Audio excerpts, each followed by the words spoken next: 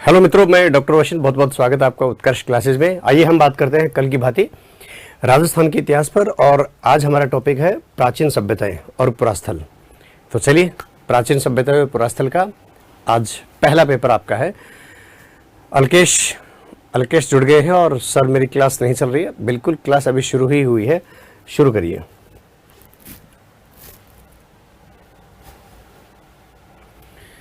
राजस्थान की किस सभ्यता को सौंदर्य प्रसाधन प्रेमी सभ्यता के नाम से जाना जाता है? राजस्थान की प्राचीन सभ्यता का वह कौन सा स्थल है जिसको सौंदर्य प्रसाधन सभ्यता का जो स्थल है वो माना जाता है? अब देखिए, क्या आहड़ है, या कालीबंगा है, या बैराठ है, या पीलीबंगा है?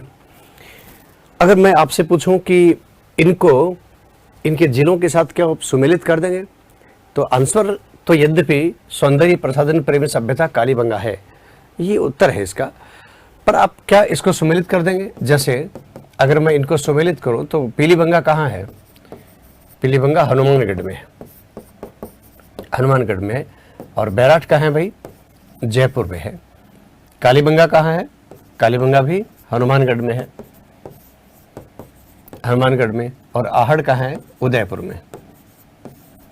आहड़ उदयपुर में है। तो आप देख पा रहे हैं कि ये दो। अच्छा, कालीबंगा और पीलीबंगा क्या हनुमानगढ़ में इसके अलावा भी हैं? बिल्कुल, इसके अलावा भी हैं। शाबाश, जुड़ गए हो सर। थ्योरी नहीं कराओगे क्या? अभी तो जो चल रहा है उसका आनंद लो आप। सोनू भाई मीणा, तो अभी तो जितना कहा गया है मुझे उतना मैं करवा रहा हूँ। थ्योरी तो आगे जो भी ऐप के अंदर संस्था का जो आदेश होगा वो हम करेंगे, क्या दिक्कत है उसमें। अब देखो, जो कालीबंगा और पीलीबंगा, इसके अतिरिक्त और कौन सा स्थान है जो घग्गर नदी के किनारे है? ये सारे कौन सी नदी के किनारे हैं? घग्गर नदी के किनारे हैं। घग्गर नदी के किनारे हैं। और घग्गर नदी के किनारे एक और स्थान है, उसका नाम है थेहड़। ऐसे ही एक स्थान है बड़ोपल। ऐसे ही स्थान है रंगमहल। ठीक है, तो कालीबंगा, पीलीबंगा, बड़ोपल और रंगमहल, यही थेहड़ नहीं, बड़ोपल और रंगमहल, ये भी हनुमानगढ़ में है, घग्गर नदी के किनारे। तो आप देखो, जो घग्गर नदी है, इस घग्गर नदी के किनारे जो इतने सारे स्थान हमें प्राप्त हुए हैं, ये जो 4 स्थान हमें प्राप्त हुए हैं, ये नज़दीक हैं। इसलिए एक प्रश्न इस पर और बनता है। क्या बनता है कि राजस्थान में वो कौन सी नदी है जिसके किनारे सर्वाधिक सघन प्राचीन स्थल स्थित है? तो सर्वाधिक सघन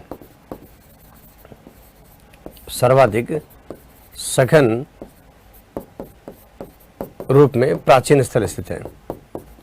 सर्वाधिक सघन रूप में प्राचीन स्थल स्थित है। तो ये प्रश्न है, सघन रूप यानी पास। अब और भी तो राजस्थान में प्राचीन स्थलों की कमी थोड़ी है, पर सबसे नजदीक अगर किसी नदी के किनारे हैं तो वो यही घग्गर नदी के किनारे हैं। एक प्रश्न और पूछा जाता है, ये प्रश्न तो खैर कई हैं, तो हल्की फुल्की बात मैं और कर लेता हूं। जो घग्गर नदी है वो सरस्वती की सहायक नदी है। सरस्वती की सहायक नदी। सरस्वती की सहायक कौन सी? घग्गर नदी। ये सरस्वती की सहायक नदी है। अच्छा, कुछ बच्चे घग्गर या सरस्वती मतलब ऐसा लिख लेते हैं कि भाई घग्गर सरस्वती है, सरस्वती घग्गर है। ऐसा नहीं है, सहायक है। जैसे गंगा की दक्षिण से मिलने वाली नदी कौन सी है? सोन नदी सबसे बड़ी सहायक नदी है। जैसे चंबल है, वो यमुना की एक सहायक नदी है। तो इस प्रकार से सहायक नदी है। और इन दोनों के बीच आप देखो कि अगर यो कल्पना करें, भाई ये 2 नदी हैं, यो करके मिल जाते हैं। तो सरस्वती की सहायक नदी कौन सी है? ये घग्गर नदी है। और इनके बीच में ये जो भूभाग है, इसको ब्रह्मवर्त प्रदेश कहा गया है। इसको क्या कहा गया है? ब्रह्मवर्त प्रदेश ऋग्वेद के अंदर कहा गया है। अच्छा, अगर मैं कहूं कि घग्गर नदी को ऋग्वेद में क्या कहा गया, तो घग्गर नदी को ऋग्वेद में कहा गया है दृश्यद्युति नदी। दृश्यद्युति यानी घग्गर का जो प्राचीन नाम है वो क्या है? दृश्यद्युति है। तो जो मैंने अभी आपको बात बताने की कोशिश करी उसको थोड़ा देखिए। कई बार क्या होता है कि बहुत गहरी बात नहीं पूछ करके ऊपर की हल्की फुल्की बात पूछ लेते हैं। कई बार बहुत फास्ट बॉल से आउट नहीं होते और हल्की से बॉल से स्विंग से आउट हो जाते हैं। तो इस तरह के प्रश्न भी होते हैं। तो ये कॉमन सेंस के आधार पर जो प्रश्न है वो आप देख लीजिएगा। पीली और बंगा, आप देखो पीली पीला कलर है, बंगा मानी चूड़ियां होती हैं, तो पीली बंगा यानी पीली मिट्टी की चूड़ियां जहां बहुतायत में मिली वो पीली बंगा, काली मिट्टी की चूड़ियां जहां बहुतायत में मिली वो काली बंगा। बंगा पंजाबी भाषा का शब्द है। नगर योजना, साफ सुथरे राजमार्ग और फर्श में लगी हुई अलंकृत ईंटें, फर्श में लगी हुई अलंकृत ईंटें तथा ढलान नुमा छतों के लिए प्रसिद्ध सभ्यता कौन सी है? बताओ। मैं देख रहा हूं संगीता राजेंद्र और अक्षा गोयल, दिनेश, तो जल्दी से उधर। सर अभी तक तो घग्गर या सरस्वती ही पढ़ा है। हाँ, मैं इसीलिए तो क्लियर कर रहा हूँ कि कई बार क्या होता है कि सरल बातें भी हमसे गलत हो जाती हैं। क्या रूही सर ये पहली क्लास है क्या? पहली क्लास नहीं है, इससे पहले भी 3 क्लास हो चुकी हैं। ठीक है। बड़ोपल, बड़ोपल, बड़ोपल हनुमानगढ़ में ही है, घग्गर नदी किनारे। विवेक कुमार, हाँ। शिमला सी उत्तर दे रहे हो, ठीक है। दीक्षा सी, ओके। उत्तर आप दे रहे हो कालीबंगा, बिल्कुल करेक्ट है कालीबंगा। क्यों? क्योंकि आप देखो जो ढलान नुमा छत है ना, ये ढलान नुमा छत तो आपको आहड़ से भी मिलेंगे। आहड़ में भी छतें हैं वो ढलान नुमा की है। ढलान नुमा छतें क्या होती हैं? जैसे मान लीजिए 2 दीवारें हैं, एक दीवार छोटी है एक बड़ी है, और इसके ऊपर अगर टिन शेड रखे हैं, इसके ऊपर छत रखी है, तो ये ढलान नुमा है। और अगर बरसात आएगी, जो बरसात आएगी तो फिर पानी यहाँ से लुढ़क करके जा सकता है आराम से, माने छत को नुकसान नहीं पहुंचेगा। इसलिए ये ढलान नुमा छतें बनाई जाती थी। तो ये तो हमें आहड़ से भी मिली है, कालीबंगा से भी मिली है, पर चूंकि इसमें और विशेषताएं भी दे रखी है, जैसे राजमार्ग। अब राजमार्ग हमें आहड़ से नहीं मिला है, राजमार्ग हमें गणेश्वर से नहीं मिला है, राजमार्ग हमें बालाथल से नहीं मिला है, गिलोंड से नहीं मिला है। तो जो राजमार्ग हमें मिला है वो कालीबंगा से मिला है। समकोण पर काटते सड़कें, समकोण पर जो काटते सड़कें हैं वो हमें कहाँ से मिली? कालीबंगा से, यानी 90 डिग्री में काट रही हैं। तो यानी ये 2 बातें ऐसे हैं जिससे हमें पता लग जाता है कि भाई ये कालीबंगा की चर्चा है, तो ये कालीबंगा, ठीक है। अब इन जो स्थान हैं, अगर इन स्थानों को मैं इनके खोजकर्ताओं के साथ सम्मिलित करने का प्रश्न डाल दूं इसमें, तो क्या आप कर पाएंगे? तो आप मुझे बता दीजिए कि आहड़ का खोजकर्ता कौन, बैराठ का कौन, कालीबंगा कौन और गणेश्वर का कौन है? इनके खोजकर्ता, देखो इनके खोजकर्ता जो आहड़ का खोजकर्ता है वो कौन है? वो अक्षय कीर्ति व्यास है। अक्षय कीर्ति व्यास है, अक्षय कीर्ति व्यास। इसी प्रकार जो बैराठ का जो खोज करता है वो दयाराम साहनी है, दयाराम साहनी। दयाराम साहनी को तो बच्चों आपने नेशनल जीके में हड़प्पा के संदर्भ में भी पढ़ा है कि 1921 में दयाराम साहनी ने हड़प्पा का उत्खनन करवाया था माधव स्वरूप वत्स के साथ मिलकर ही। तो ये दयाराम साहनी। और कालीबंगा का कौन अभी? अमलानंद घोष है। कालीबंगा का अमलानंद घोष, अमलानंद घोष। और गणेश्वर का रतन चंद्र अग्रवाल, रतन चंद्र अग्रवाल, RC अग्रवाल आप पढ़ते हैं, रतन चंद्र अग्रवाल।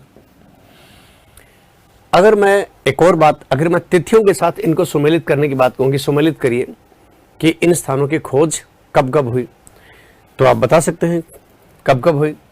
तो चलो मैं यहाँ लिख देता हूँ। जैसे अक्षय कीर्ति व्यास है, आहड़ वाला मामला है, तो आहड़ का 1953 में है, 1953 में, 1953, ठीक है। ऐसे ही बैराठ की बात है, दयाराम साहनी, तो दयाराम साहनी ने 1936 में खोज की, 1936 में। और कालीबंगा की खोज है वो 1952 में हुई, 1952। और गणेश्वर है, गणेश्वर की 1971 में हुई, 1971 में खोज हुई और फिर 1977 में इसका उत्खनन हो गया था। तो ये डेट्स के साथ भी सम्मिलित करने का प्रश्न आ सकता है, खोजकर्ताओं के साथ भी सम्मिलित करने का प्रश्न आ सकता है, या इन स्थानों के भीतर जो चीज़ हमें प्राप्त हुई है उनको लेकर के भी प्रश्न पूछा जा सकता है। इन स्थानों के भीतर जो प्राप्त हुई, जैसे अगर मैं आपसे कुछ स्थानों को सम्मिलित करवा दूं, हालांकि समय थोड़ा लग जाएगा पर 1 मिनट और इसमें लगा देते हैं।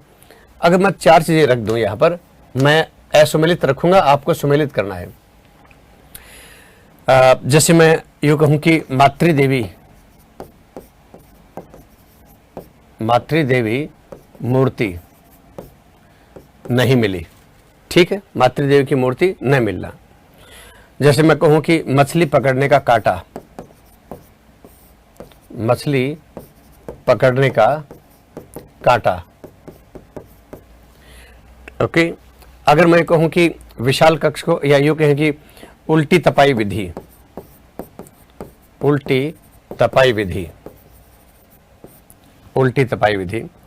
और मैं कहूं आहत सिक्के, आहत सिक्के। अब इनके साथ आप सुमेलित करिए। क्या आप कर सकते हैं सुमेलित? ठीक है, तो सुमेलित चलो मैं कर देता हूं, क्योंकि इसमें मैं ऑप्शन दूंगा तो इसमें समय लगेगा। भाई जो आहत सिक्के वो कहां से मिले? वो बैराट से मिले। बैराट से हमें 8 आहत सिक्के प्राप्त हुए हैं।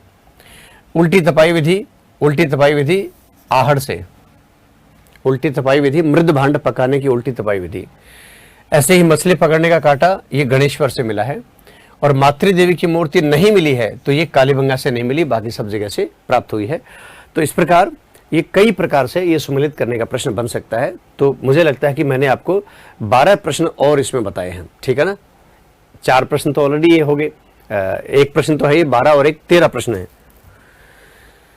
निम्नलिखित में से कालीबंगा सभ्यता के संदर्भ में कौन सा कथन गलत है? अब ये अपने को जरूर देखना है, कथन गलत पूछा है, ठीक है। अग्नि वेदिकाएं प्राप्त हुई हैं। अब आप जो आपने जब कालीबंगा पढ़ा तब आपने देख लीजिए कि उसमें क्या क्या चीजें आपको याद हैं। क्या अग्नि वेदिकाएं मानी हवन कुंड है, यज्ञ है, यज्ञ कुंड है, वो कालीबंगा से मिला है क्या? क्या जुते हुए खेतों के प्रमाण मिले हैं क्या?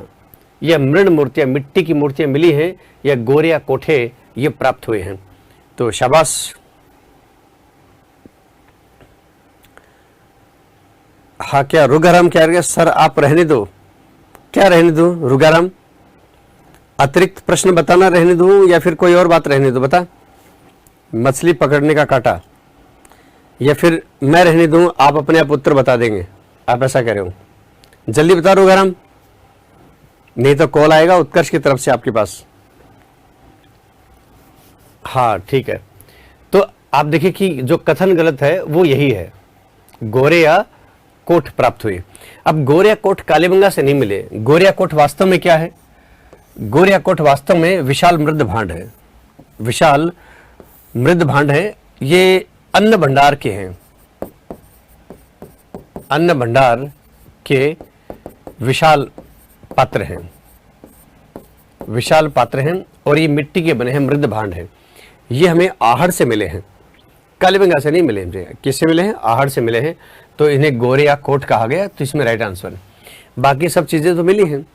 अब आप देखो ये जुते हुए खेतों के जो प्रमाण मिले हैं, ये जुते हुए खेतों के प्रमाण इधर भी जुते हुए हैं और इधर भी जुते हुए हैं, यानी दोनों तरफ दोहरे जुते हुए खेत हैं। ये बहुत ही अच्छा प्रश्न है, और कहीं से ऐसी बात नहीं मिली कि दोहरे जुते हुए खेत आपको प्राप्त हुए हैं, ठीक है। रुगाराम कहां गया वो? रुगाराम उत्तर बताओ फटाफट जो मैंने आपको पूछा था वो। Pankaj, my first live class, okay स्वागत है भाई पंकज। उमाकांत, गोरियाकोट, शाबाश बहुत बढ़िया। महेश, हाँ तो ये इसमें। अच्छा, अग्निवेदिकाएं, अग्निवेदिकाओं पर जो अन्य प्रश्न पूछा गया कालीबंगा पर, वो सुनिए क्या है। प्रश्न पूछा गया कि कालीबंगा से अग्निवेदिकाओं की संख्या कुल कितनी मिली है?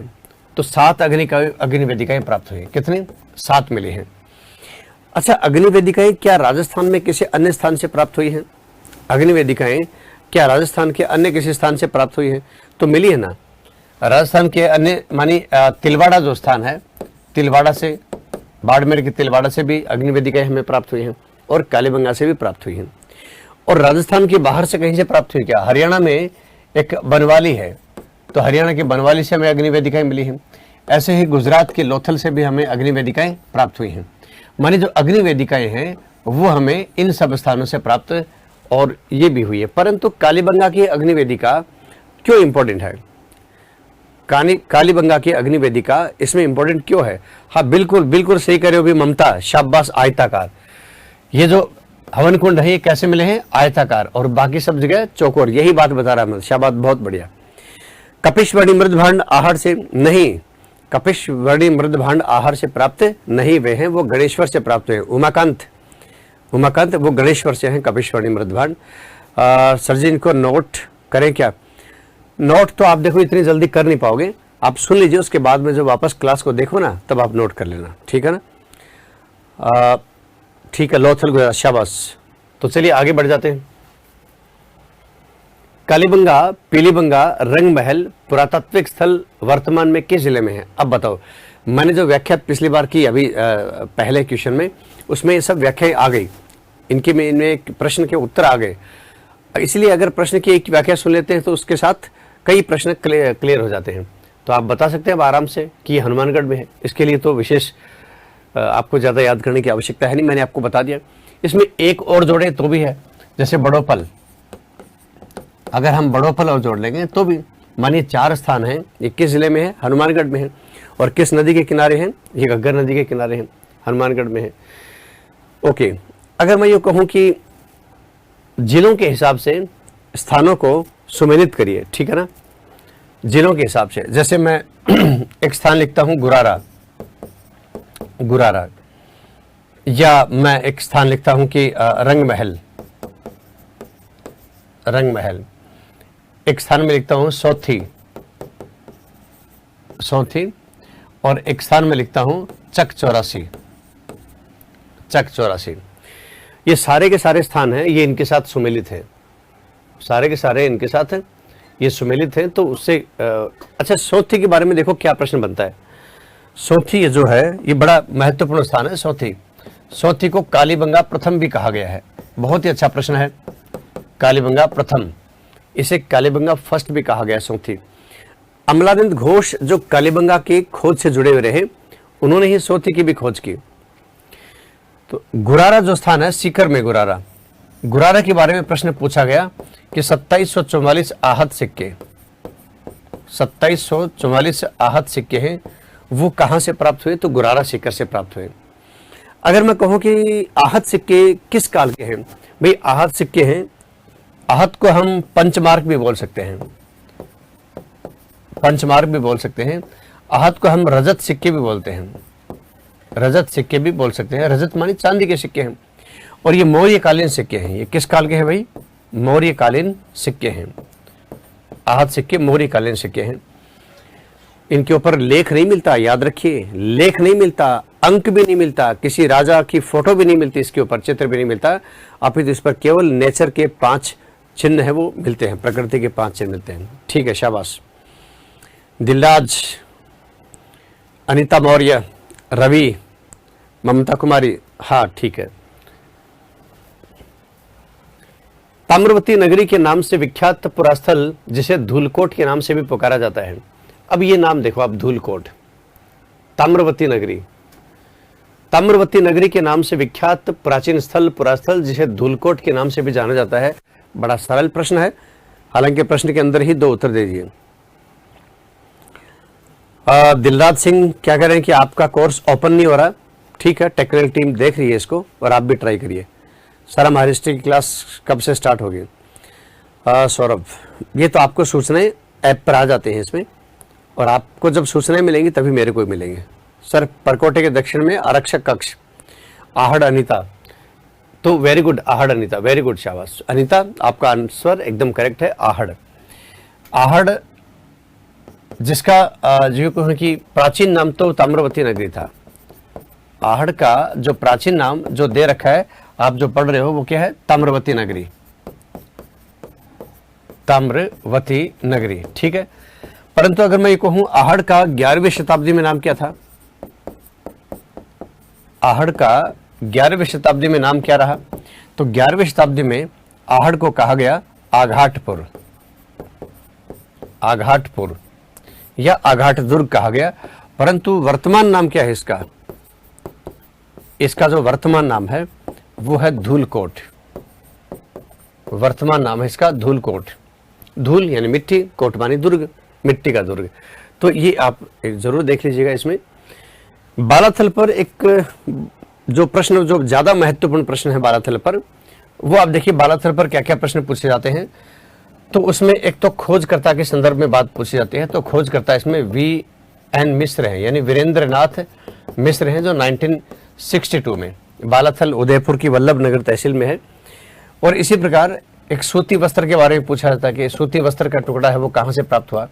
तो याद रखिए सूती वस्त्र का टुकड़ा राजस्थान में 2 जगह से प्राप्त हुआ है, एक कालीबंगा से, एक सूती वस्त्र का टुकड़ा बैराट से और एक बालाथल से। इसी प्रकार आप देखो कि इसमें एक प्रश्न पूछा गया कि कुष्ठ रोग का, बहुत ही बढ़िया प्रश्न है, कुष्ठ रोग का जो प्राचीन प्रमाण है वो भी हमें कहां से प्राप्त हुआ, बालाथल से प्राप्त हुआ कुष्ठ रोग का। और इसमें 5 लोहा गलाने की भट्टियां मिली हैं, 5 लोहा गलाने की भट्टियां भी यहां से प्राप्त हुई हैं, ये भी एक अच्छा प्रश्न है। 5 लोहा गलाने की भट्टियां यहां से प्राप्त हुई हैं। और साथ ही एक बैठी अवस्था में समाधि है। ये सारे के सारे मैं जो 5 मैंने 1 2 3 4 5 ये जो बताए हैं, ये 5 प्रश्न ही है। बैठी अवस्था में समाधि, बैठी अवस्था में समाधि यानी कोई व्यक्ति बैठा है एक खड्डे में, यूं बैठा है और यूं खड्डा है, इसमें एक बैठे हुए कंकाल मिला, तो इसका मतलब उसने कभी समाधि ली होगी। तो बहुत अच्छा प्रश्न है। तो चलिए आगे बढ़ते हैं। अमलानंद घोष ने 1951-52 में किस सभ्यता स्थल की खोज की? याद करिए, अमलानंद घोष ने 1952, हाँ, एच.डी. साकलिया, आहड़ बनाम संस्कृति, उमाकांत, बबलू सिंह, बालाथल, ठीक है। बैठी अवस्था में, बेटी अवस्था में नहीं रहे ममता, बैठी अवस्था में, हाँ, झुकर झांगर संस्कृति। भाई उमाकांत, झुकर झांगर संस्कृति का चनहुदड़ो से प्रमाण मिला है। चनहुदड़ो जो पाकिस्तान में, वहां से झुकर और झांगर संस्कृति के प्रमाण मिले, ठीक है। Okay, very good. Amalanand Ghosh, ये कालीबंगा, तो बहुत सरल प्रश्न है, ये आप सब जानते हैं। अमलानंद घोष, आप देखो कि जो गणेश्वर है वो किस नदी के किनारे है? गणेश्वर कातली नदी के, कातली भी कह सकते हैं इसे, काटली भी कह सकते हैं, काटली नदी के किनारे है। ऐसे ही बैराट जो है वो बाणगंगा नदी के किनारे स्थित है। जो कालीबंगा है वो घग्गर नदी के किनारे है, और जो आहड़ है वो आयड़ नदी के किनारे है। आयड़ नदी को बेड़च नदी भी कह सकते हो। आप सब जानते हैं कि आयड़ नदी जब उदय सागर झील में गिर जाती है और जब निकलती है तब बेड़च कहलाती है। बाद में बनास, बेड़च और मेनाल नाम की एक त्रिवेणी संगम भी बनता है। कालीबंगा सभ्यता के संदर्भ में गलत कथन का चयन करिए। गलत कथन यानी हमें गलत कथन देखना है, और किसके बारे में देखना है? कालीबंगा सभ्यता के बारे में देखना है। कालीबंगा के लोग ग्रिड पैटर्न प्रणाली के आधार पर कृषि कार्य को अपनाते थे। बड़ोपल के बारे में कुछ समय मिले तो ठीक है, बिल्कुल बिल्कुल। उमाकांत सर, आप कहाँ से? झुंझुनू से हूँ। कालीबंगा के लोग ग्रिड पैटर्न कैसे? जैसे आपने ग्लोब देखा होगा, ग्रिड पैटर्न में अक्सर एक रेखा को दूसरी रेखा यूं समकोण पर काटती है। तो कालीबंगा में ग्रिड पैटर्न प्रणाली के आधार पर कृषि कार्य अपनाते थे। अब इसको हम यूं भी कह सकते हैं, जैसे ये हल की रेखाएं हैं और ये इधर भी इसको जोता गया है, यानी दोनों तरफ, तो ये क्या हो गया? ग्रिड पैटर्न हो गया।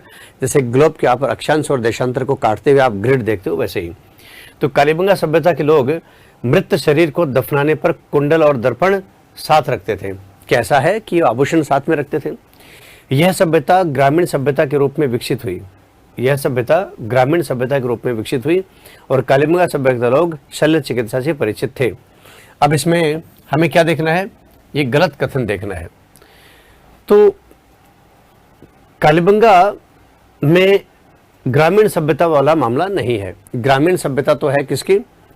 जो आहड़ है वो ग्रामीण सभ्यता के रूप में जानी जाती है। कालीबंगा एक नगरीय सभ्यता थी। हाँ, इतना अवश्य है कि कालीबंगा के निचला जो स्तर है, स्तर संख्या 1 और 2, वहां से हमें गांव के प्रमाण मिले हैं, और स्तर संख्या 3, 4 और 5 से हमें नगर के प्रमाण मिले हैं। तो इसमें राइट आंसर क्या है? सी।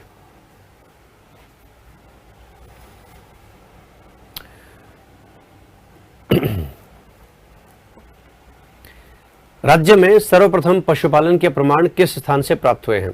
राज्य में सर्वप्रथम पशुपालन के प्रमाण किस स्थान से प्राप्त हुए हैं? बागोर, बालाथल, रेड और सुनारी। बागोर, बालाथल, रेड और सुनारी। राज्य में सर्वप्रथम पशुपालन के प्रमाण, तो पशुपालन के प्रमाण तो देखो बागोर से प्राप्त हुए हैं। बागोर से प्राप्त हुए। बागोर कहाँ है भाई? बागोर भीलवाड़ा में है। बागोर भीलवाड़ा में है और बालाथल कहाँ है? उदयपुर में, उदयपुर में है। रेड टोंक में है, ढील नदी के किनारे। और सुनारी ये झुंझुनू में है, सुनारी ये कहाँ है? झुंझुनू में। सुनारी के ऊपर एक प्रश्न पूछा गया है कि जो सुनारी है यहां से हमें एक लोहे का कटोरा मिला है, लोहे का कटोरा, लोहे का कटोरा हमें इससे प्राप्त हुआ है। तो पशुपालन के सबसे पुराने प्रमाण हमें बागोर से प्राप्त हुए हैं। अच्छा, बागोर से आप देखिए, बागोर जिसकी जहां से हमें यू कहेंगे 1967 वी.एन. मिश्र जुड़े हैं बागोर से, वी.एन. मिश्र जुड़े हैं, खोजकर्ता बागोर के। बागोर के बारे में जो बहुत बढ़िया प्रश्न है, एक तो पशुपालन वाला सबसे पुराना है। मानी बागोर से जो पशुपालन के प्रमाण मिले हैं वो जानते हैं किस काल के हैं? वो मध्य पाषाण काल के हैं, मध्य पाषाण काल के हैं ये प्रमाण मिले हैं। तो यानी मध्य पाषाण काल में पशुपालन का जो है वो शुरू हो गया था, पशुपालन करना शुरू हो गया था। परंतु उनको ये नहीं पता था कि पशुओं से हम दूध प्राप्त कर सकते हैं क्या। वो तो पशुपालन केवल मांस के लिए किया करते थे। बागोर से हमें एक लेटी अवस्था में समाधि, देखो बैठी अवस्था में समाधि वो हमें बालाथल से है, और यहां से लेटी अवस्था में समाधि, लेटी अवस्था में समाधि के प्रमाण हमें बागोर से मिले हैं। जो रेड है यहां से हमें एशिया का सबसे बड़ा सिक्कों का भंडार मिला, एशिया का सबसे बड़ा सिक्कों का भंडार मिला, एशिया का सबसे बड़ा सिक्कों का भंडार मिला, सिक्कों का भंडार। और इसीलिए आप देखो कि इसे प्राचीन युग का टाटा नगर भी कहा जाता है, प्राचीन युग का टाटा नगर, प्राचीन युग का टाटा नगर भी कहा जाता है। ठीक है। आहड़ सभ्यता के संदर्भ में गलत कथन क्या है? आहड़ सभ्यता के संदर्भ में गलत कथन क्या है? आहड़ सभ्यता के संदर्भ में गलत कथन क्या है? यहां से अनाज भरने के मृद भांड पात्र, ये तो आपको पता है, मैंने थोड़ी देर पहले एक बड़ा सा मटका बनाया था, गोरियार कोट पर प्रश्न भी था। ठीक है। क्लास नहीं चल रही है तो आप अपना मोबाइल देखो भाई, क्लास शायद कुछ न कुछ गड़बड़ होगी। यहाँ से तो प्रॉपर चल रही है। सर जयपुर वाली क्लास में हिस्ट्री की क्लास लीजिए। ये देखो जयपुर का मामला ये सब संस्था का है तो वो देखती है। कोई प्रश्न पूछिए आप। Hemraj Lodha, good evening. तो चलिए, अनाज भरने के मृद भांड, मैंने बताया था ना, बड़े बड़े मृद भांड जिसे गोरिया कोट कहा जाता है। तो ये तो इसका मतलब ये तो सही है। हमें क्या देखना है? आहड़ के बारे में गलत कथन देखना है। इस स्थल से यूनानी देवता अपोलो की आकृति प्राप्त हुई है, बिल्कुल सही है। यूनानी देवता अपोलो की आकृति हमें मुद्रा से प्राप्त हुई है, और ये मुद्रा 6 मुद्राएं हैं और 3 मोहरें यहां से प्राप्त हुई। इस पर एक व्यक्ति यूं खड़ा दिखाया रखा है, एक व्यक्ति यूं खड़ा है और उस व्यक्ति के हाथ में तीर है और कंधे के ऊपर तरकश है। इसे अपोलो देवता उसे कहा गया। एक मुद्रा के ऊपर इस प्रकार का चिन्ह है जिसे हम त्रिशूल कहेंगे। तो अपोलो देवता और त्रिशूल अंकित जो अपोलो देवता और त्रिशूल अंकित जो मुद्राएं हैं वो कहां से प्राप्त हुई? आहड़ से प्राप्त हुई। चलिए ये भी अगला देखते हैं। इस सभ्यता से गांधार शैली के प्रमाण मिले हैं। गांधार शैली के प्रमाण मिले हैं क्या? गांधार है कहां? पहले तो ये देखो भाई, अफगानिस्तान में जो कंधार है उसी का प्राचीन नाम गांधार था, उसी का प्राचीन नाम था। तो यहां मुझे गड़बड़ लगता है। अगला देख ले, आहड़वासी उल्टी तपाई शैली को अपनाते थे, बिल्कुल सही है, उल्टी तपाई शैली को। इसका मतलब हमारा जो उत्तर है वो क्या है? ये, क्योंकि हमें यही पूछा है कि गलत क्या है। आप सोचेंगे सर उल्टी तपाई विधि होती क्या है? तो आप देखो, मान लो कोई मटका है ना, ये मटका है, ये मृद भांड है। इस मृद भांड को जब आग में पकाया जाता है तो इस तरह उल्टा रखा जाता है, और यहाँ से आग है, अग्नि है, वो लगाई जाती है। अब अग्नि क्या है?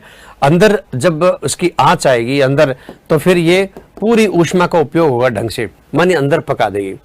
अगर मृद भांड को सीधा रख के उसके बाद पकाया जाएगा, सीधा रखकर उसके बाद अगर पकाया जाएगा तो आग क्या है? साइड से निकल जाएगी, उसको पका नहीं पाएगी ढंग से।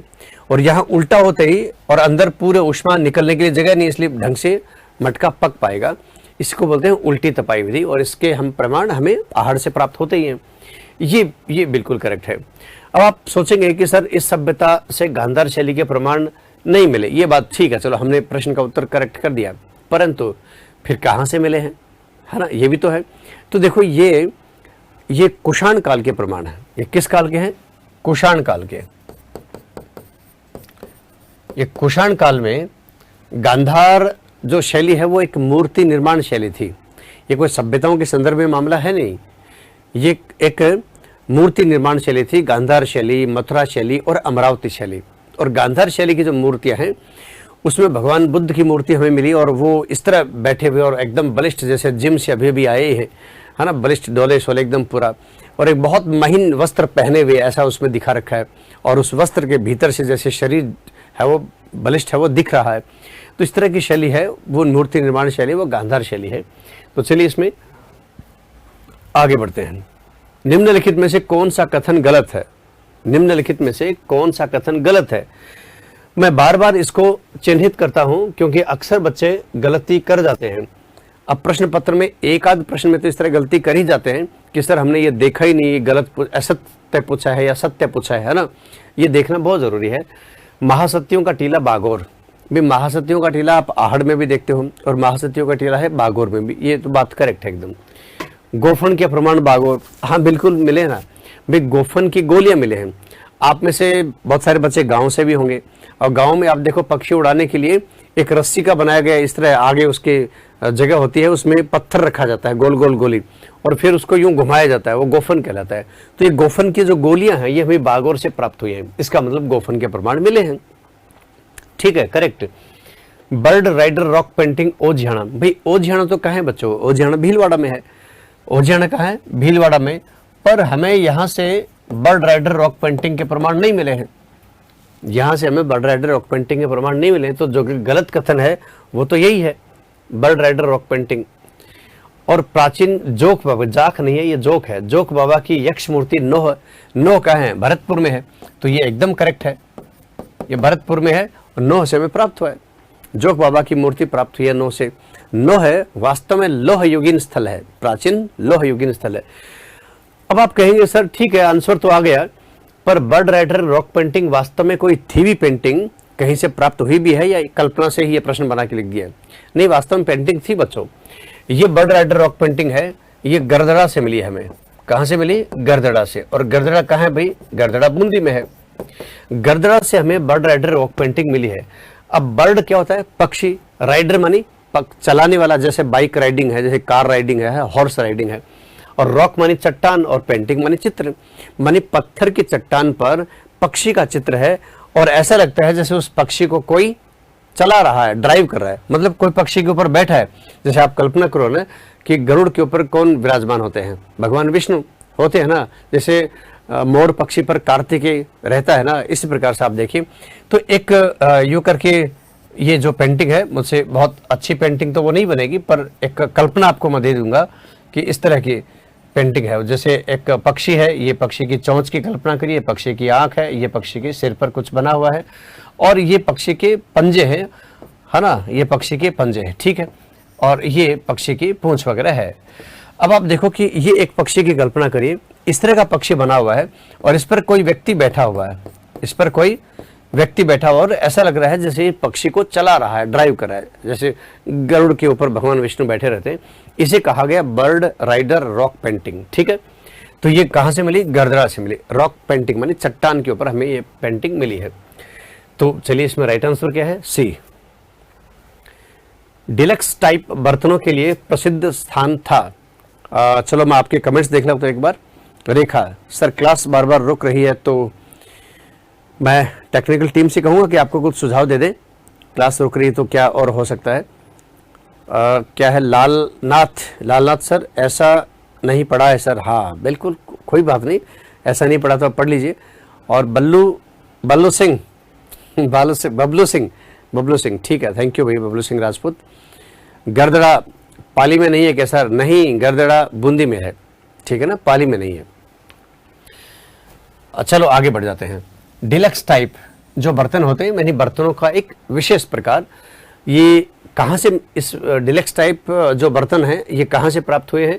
गरदड़ा बूंदी से, ईसवाल से, ओझियाना से या सोंथी बीकानेर से डिलेक्स टाइप बर्तन कहाँ से प्राप्त हुए हैं? अब आप देखो कि सोंथी जो बीकानेर है और ओझियाना, सोंथी बीकानेर और ओझियाना से जो चीज प्राप्त हुई है वो तो आप देख पा रहे हैं कि ओझियाना से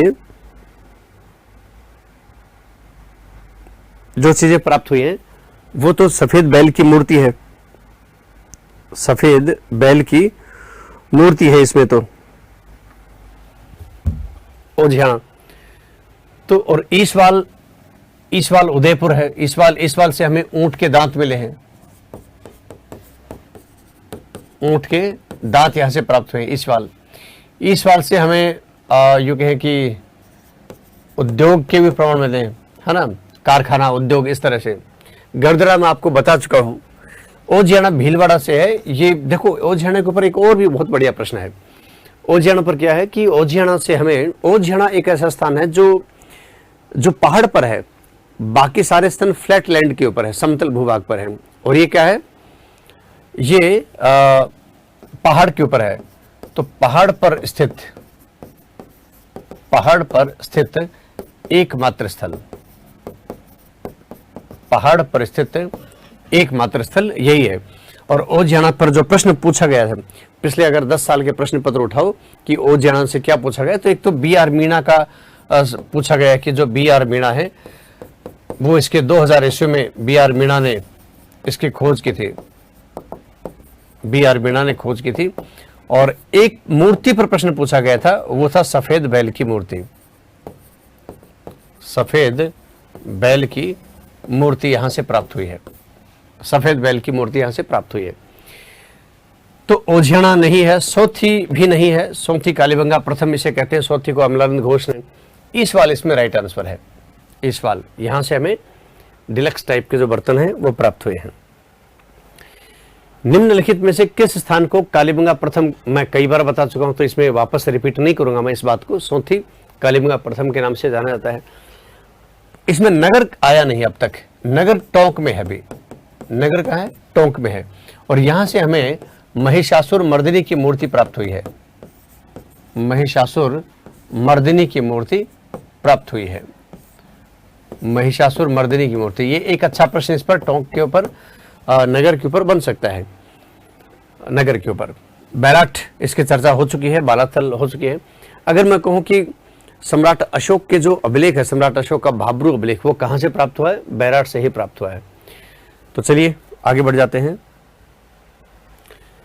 किस स्थान से एक प्राचीन प्रथम अलंकृत गुफा प्राप्त हुई है? क्या होती है अलंकृत गुफा? मानी ऐसी गुफा जिसमें कुछ चित्र वित्र अलंकार किए गए हैं। तो ऐसे सबसे पहली गुफा, प्राचीनतम अलंकृत गुफा है वो इसमें बांका गांव से है।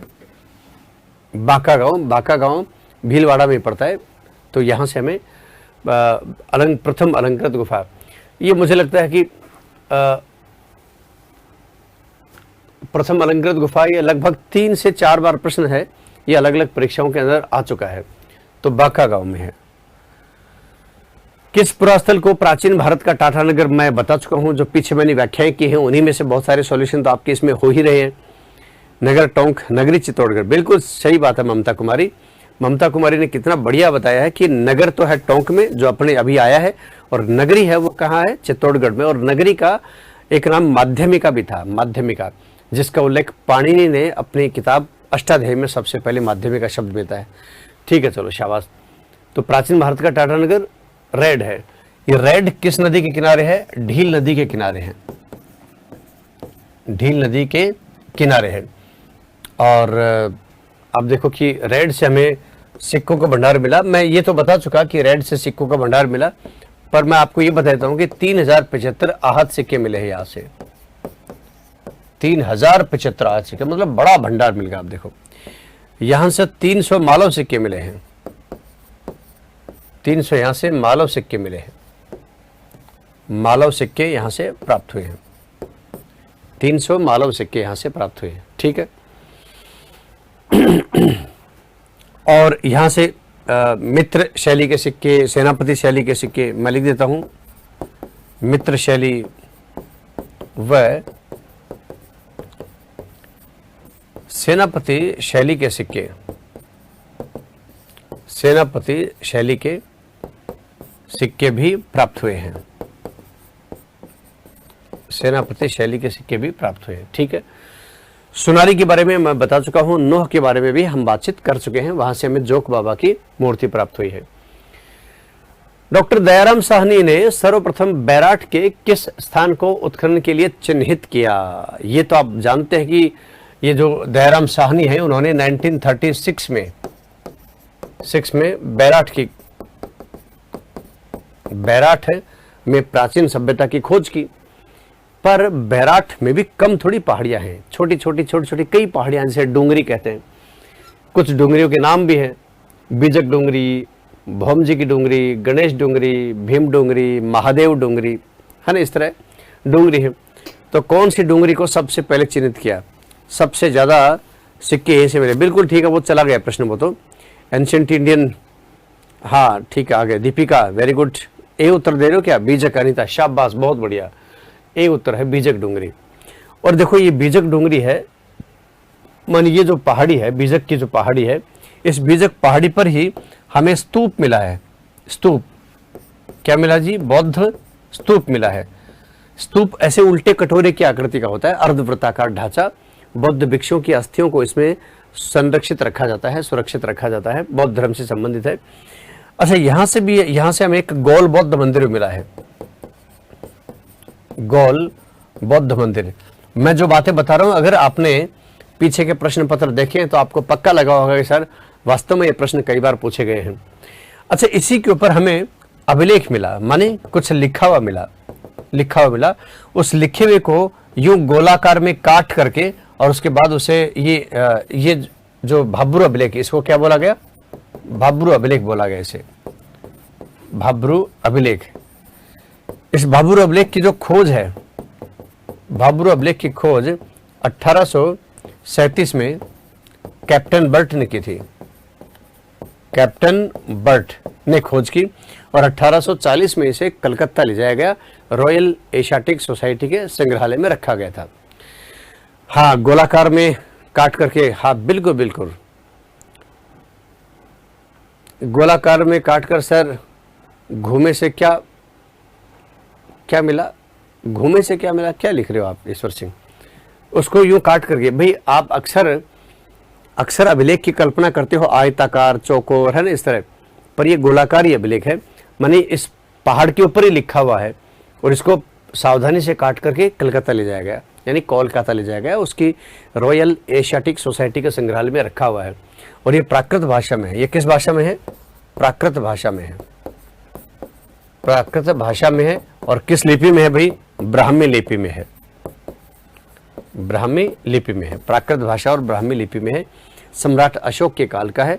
इसमें बहुत एक बढ़िया जानकारी मिलती है, बुद्ध, धम्म और संघ के प्रति अशोक का झुकाव, और अशोक को मगध का राजा कहा गया। ये बहुत ही विलक्षण बातें हैं जो यहाँ से हमें प्राप्त होती हैं। सम्राट अशोक के लघु शिलालेखों में सबसे बड़ा शिलालेख यही है। लघु शिलालेखों में सबसे बड़ा शिलालेख है यही है। राज्य के किस पुरातात्विक स्थल से मध्य पाषाणकालीन अवशेष प्राप्त हुए हैं? राज्य के किस मध्य पाषाणकालीन। अब अगर आपने आज की ही क्लास को अब तक भी अगर ठीक से आपने देखा है तो आराम से उत्तर दे देंगे। अब मैं उत्तर नहीं बताऊंगा क्योंकि मैं व्याख्या में पीछे बता चुका हूं। आप बताओ इसमें। अरे नरेंद्र, आप जो कह रहे हो वो मुझे भी नहीं पता है। आप कह रहे हो कि सर बताइए, ऐसे ही पढ़ाएंगे या फिर थ्योरी भी पढ़ाएंगे? ये तो संस्था तय करती है, अलग अलग फैकल्टी को तो जो क्लासेज आती हैं वो देती है, फैकल्टी आगे पढ़ा देती है। मैनेजमेंट पूरा तय करता है क्या क्या करना, तो ये मैनेजमेंट बता पाएगा, ये मैं नहीं बता पाऊंगा, ठीक है ना। इसलिए एक बात को 4 बार मत पूछो, नहीं तो पहली बार में ही उत्तर दे देता मैं आपका, ठीक है ना। तो राज्य के किस पुरातात्विक स्थल से मध्य पाषाणकालीन अवशेष प्राप्त हुए? तो बागौर से। कहाँ से भाई? बागौर से। मैं बता, शाबाश, बहुत बढ़िया दिनेश ने सही उत्तर दिया एकदम। निम्नलिखित में से गलत कथन है, निम्नलिखित में से गलत कथन है बैराठ विराटनगर। देखो, मैं हमेशा ये करते हुए सुमेलित करने का नए प्रश्न बनाते हुए आ रहा हूं। मुझे पता है कि आगे जाकर के आपको इस तरह के समस्याएं आ सकते हैं और सुमेलित करने का एक स्वभाव, एक आदत होनी ही चाहिए। तो बैराठ विराटनगर, माध्यमिका नगरी, खेड़ा खेड़ा बागोर नहीं, और कालीबंगा सोथी। तो इसमें यह सुमेलित नहीं है। खेड़ा सभ्यता टोंक में है, एक है मित्रों, टोंक में है, ये सुमेलित नहीं है। मैं आपको बता चुका हूं कि सोथी बीकानेर में है और सोथी को कालीबंगा प्रथम भी कहा जाता है, और अमलानंद घोष ने ही इसकी खोज की, जिस व्यक्ति ने कालीबंगा की खोज की। ठीक है, शाबाश, बहुत बढ़िया।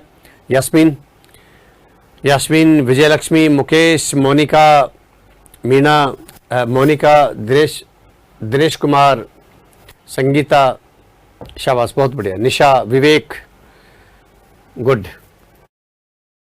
4000 वर्षों पुरानी सभ्यता का पुरातात्विक अवशेष उदयपुर के समीप किस गांव में प्राप्त हुआ है? 4000 वर्ष पुरानी सभ्यता, और जगह भी आपको दे दी, उदयपुर के पास।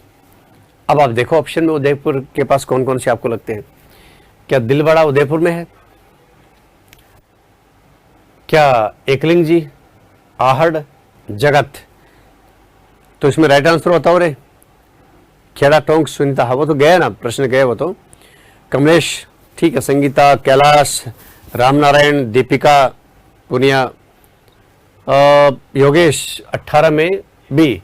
अरे भाई, 4000 वर्ष पुरानी उदयपुर के समीप क्या है? आहड़ है। आहड़ सभ्यता 4000 पुरानी व्यवस्था है, सभ्यता है, और ये ग्रामीण सभ्यता है। ये क्या है? ग्रामीण सभ्यता है। ये ग्रामीण सभ्यता है आहड़। और आप सब जानते हैं कि जो आहड़ है, इसका खोजकर्ता अक्षय कीर्ति व्यास। मैं पहले भी आपको बता चुका हूं, इसलिए बार बार रिपीट नहीं करेंगे। अक्षय कीर्ति व्यास ने इसकी खोज की, आहड़ की, 1953 में। राजस्थान में स्थित हड़प्पा कालीन स्थल कालीबंगा, चलो क्या पूछा है? कालीबंगा में पुरातात्विक उत्खनन कार्य कब आरंभ हुआ? ठीक है, बताइए पुरातात्विक कब? सरिता, संगीता, शिवानी, अदिति, वर्ष 1961, 62, 69 और 70। तो इसमें कब आरंभ हुआ? 61 में भाई। पहला उत्खनन 61 से 69 चला। अब आप देखो, आपको कंफ्यूज करने के लिए 69 भी दे रखा है इसमें, पर जो स्टार्टिंग होता है ना वही माना जाता है। ठीक है, 18 में डी। 18 तो गया भाई, 19 बताओ। हाँ, वेरी गुड अनीता, शाबाश। Alka, good. Geeta, Yogesh, very good. Manoj, बहुत बढ़िया। आहड़ सभ्यता के लोगों की अर्थव्यवस्था का मुख्य आधार क्या था? आहड़ सभ्यता के लोगों की अर्थव्यवस्था का मुख्य आधार क्या था? माने हमें आहड़ सभ्यता देखना है और अर्थव्यवस्था का जो बेस क्या है ये देखना है। तो खेती, पशुपालन, उद्योग धंधे और नौकायन। 61 का तो आ गया, 19 का आ गया भाई। उत्तर अगला, चलो 20 वाला बताओ रे। संगीता खेती बता रही है। राम किशोर ए, संगीता, दीपिका सी बता रही है। राइट आंसर है बी, पशुपालन। राइट आंसर क्या है? बी, इसमें पशुपालन है। मानी आहड़ सभ्यता की अर्थव्यवस्था का जो मुख्य आधार क्या था? वो पशुपालन था। उद्योगों का भी कोई प्रमाण आहड़ से हमें प्राप्त हुआ क्या? तो मैं आपको एक सेकंड ग्रेड का प्रश्न बताता हूं जो पूछा गया था। वो ये पूछा गया था कि रंगाई छपाई के ठप्पे, रंगाई छपाई के ठप्पे हैं वो कहां से प्राप्त हुए हैं? अच्छा, रंगाई छपाई के ठप्पे प्राप्त हुए हैं, इसका मतलब रंगाई छपाई उद्योग था। तो रंगाई छपाई उद्योग भी हमें प्राप्त हुआ है। कहां से? आहड़ से प्रमाण हुआ। अच्छा, आहड़ में क्या संयुक्त परिवार प्रथा थी? आहड़ में क्या संयुक्त परिवार प्रथा के प्रमाण मिले हैं? आहड़ में क्या संयुक्त परिवार प्रथा के प्रमाण मिले हैं? हाँ, बिल्कुल मिले हैं ना। और क्या अनुमान लगता है? एक ही घर में 6 चूल्हे मिले हैं। एक ही घर में कितने चूल्हे मिले हैं? 6 चूल्हे। इससे क्या अनुमान लगता है? भाई, एक चूल्हे से अमूमन 7-8 लोगों का भोजन अगर बन सकता है तो 6 चूल्हे, इसका मतलब बहुत सारे लोग एक ही छत के नीचे रहते थे। तो संयुक्त परिवार प्रथा के प्रमाण हमें आहड़ सभ्यता से प्राप्त हुए हैं। ये गांव की सभ्यता थी, कच्ची ईंटों से भवन बनाते थे, पक्की ईंटों का यहाँ कोई प्रमाण नहीं मिला है। एक विशाल कमरे को, बड़े कमरे को 2 भागों में बांटकर किस तरह काम में लेते, ये भी बहुत बढ़िया। और मृद भांड वाली बात मैंने आप बताई, गोरे या कोठ, उल्टी तपाई विधि, ये सब। तो चलो पशुपालन के यहाँ से प्रमाण मिले हैं। जहाँ तक मैं आपको बताऊं कि इसमें करेक्ट आंसर खेती वाला मामला है, तो खेती के यहाँ से आप देखो चावल के प्रमाण मिले हैं, यहाँ से चावल के और ज्वार के प्रमाण मिले हैं। चावल आहड़ वासियों का मुख्य खाद्य था, मुख्य खाद्य, ठीक है। चावल है वो आहड़ वासियों का मुख्य खाद्य था। अगर मैं कहूं कि क्या आहड़ वासियों का संबंध मेसोपोटामिया से था, यूनान से था, ईरान से था, तो आप देखो यूनान और ईरान से था, यूनान और ईरान से था, क्योंकि यूनानी देवता अपोलो का एक मुद्रा पर अंकन मिला है और ईरानी शैली का बिना हत्थे के जलपात्र और धूप धानियाँ मिली है ईरानी शैली की, ठीक है। बिना हत्थे माने जैसे पानी, ये छोटे मृद भांड है, छोटे, इसके हत्था नहीं है, जैसे कप के नहीं होता, ये हत्था है नहीं, बिना हत्थे के हैं और ये ईरानी शैली के हैं, ये ईरानी शैली के हैं। बहुत बढ़िया प्रश्न है, पूछा हुआ प्रश्न है। तो ये कहां से प्राप्त हुआ? आहड़ से। कालीबंगा सभ्यता के काल में लोग कौन सी लिपि का प्रयोग करते थे? मुझे लगता है कि मैंने कल भी इस लिपि के ऊपर या परसों इस लिपि के ऊपर संदर्भ वर्ष बात कर ली थी, तो क्या बता पाएंगे कि कौन सी लिपि का? तो अब देखिए, बताओ रे, जल्दी बताओ, फिर मैं बात करता हूं इस पर। जल्दी बताइए। निर्मला पुनिया, ममता कुमारी, योगेश, सहारण, पूजा, मीना, गणेश, राणावत, मोनिका, विजय। तो इसमें सेंधव है। शाबाश, लगभग सभी बच्चों ने करेक्ट ही उत्तर दिया है। देवनागरी नहीं है रे, सेंधव है। कालीबंगा में उस समय देवनागरी थोड़ी चलती थी, कालीबंगा के समय तो सेंधव सभ्यता थी। और आप जानते हैं कि सेंधव सभ्यता है, ये कहाँ से शुरू होती? दाईं ओर से, दाईं ओर से बाईं ओर, दाईं ओर से जो बाईं ओर है ये, और फिर बाईं ओर से, बाईं ओर से दाईं ओर, यानी दोनों ओर लिखी जाती थी, ये दोनों ओर लिखी जाती थी। आज आप देखो, हिंदी बाईं ओर से दाईं ओर लिखते हैं, उर्दू दाईं ओर से बाईं ओर लिखते हैं, आज अंग्रेजी बाईं ओर से दाईं ओर लिखते हैं, जबकि फारसी दाईं ओर से बाईं ओर लिखते हैं।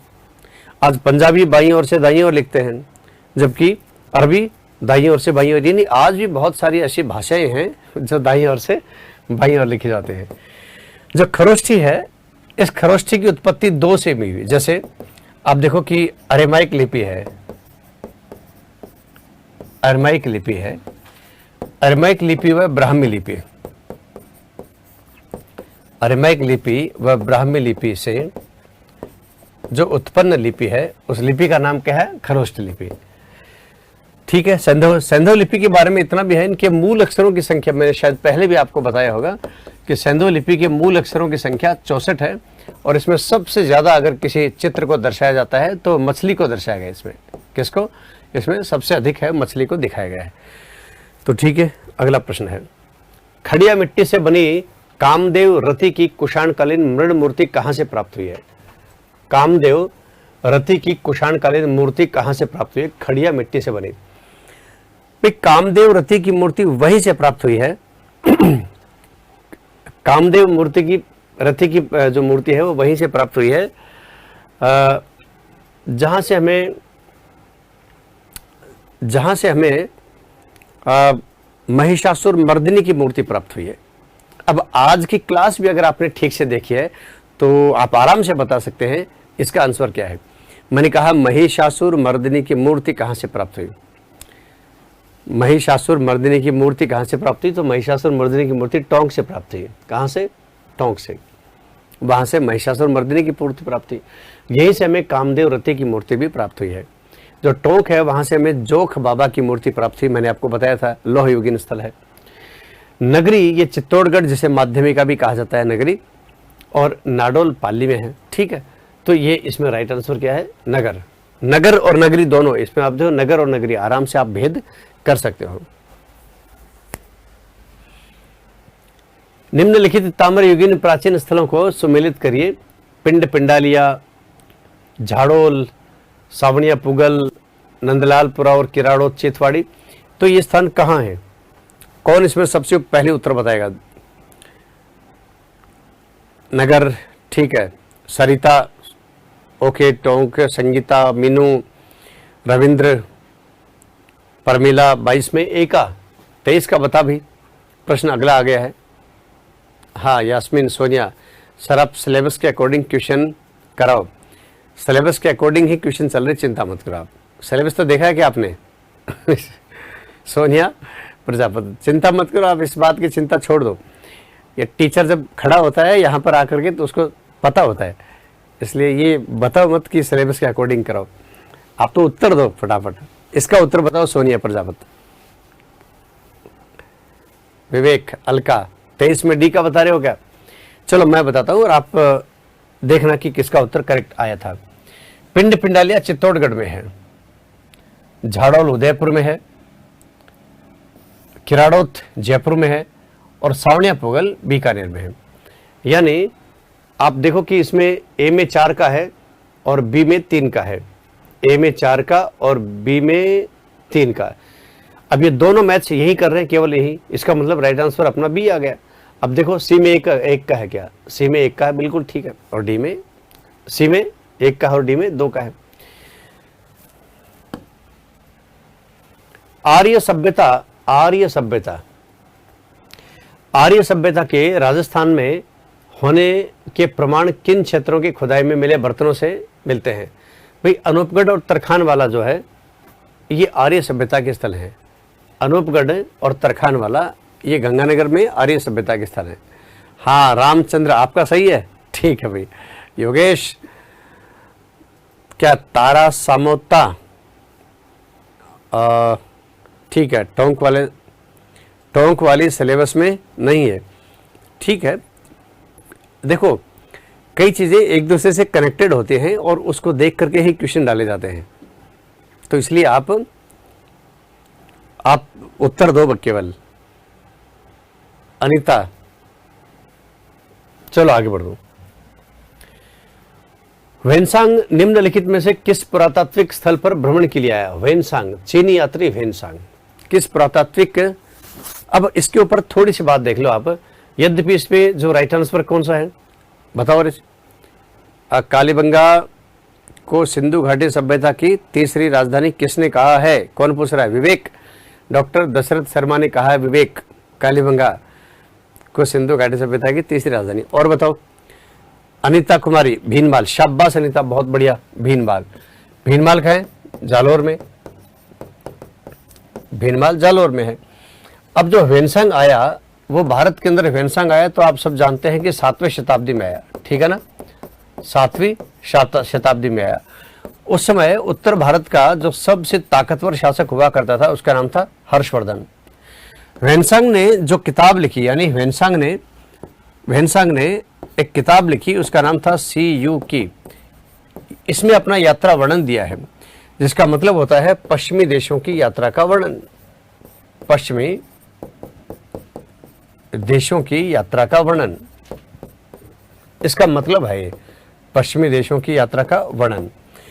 और इसमें भीनमाल के लिए पीलो भोलो शब्द काम में लिया है, पीलो भोलो शब्द काम में लिया है, पीलो भोलो।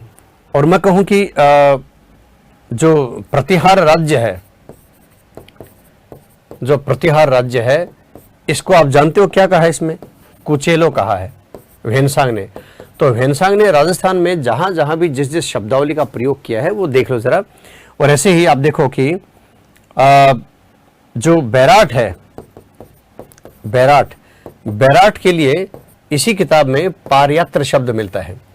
ये तीनों शब्द याद कर लीजिए आप, कुचेलो, पारयात्र और पीलो भोलो, ठीक है? तो ये भीनमाल के लिए। और भीनमाल आप जानते हो कब आए थे?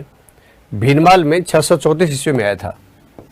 भीनमाल में 634 ईस्वी में, ये 634 ईस्वी में भीनमाल आया था।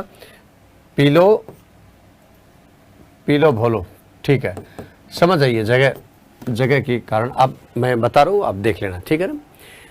तो उस समय उत्तर भारत का हर्षवर्धन शासक था। हर्षवर्धन भी अपने आप में कम नहीं था मित्रों। हर्षवर्धन है वो बौद्ध धर्म को मानने वाला था, और ह्वेनसांग भी बौद्ध धर्म की तीर्थस्थली के लिए आया था, देखने के लिए आया था कि भारत तीर्थस्थली है।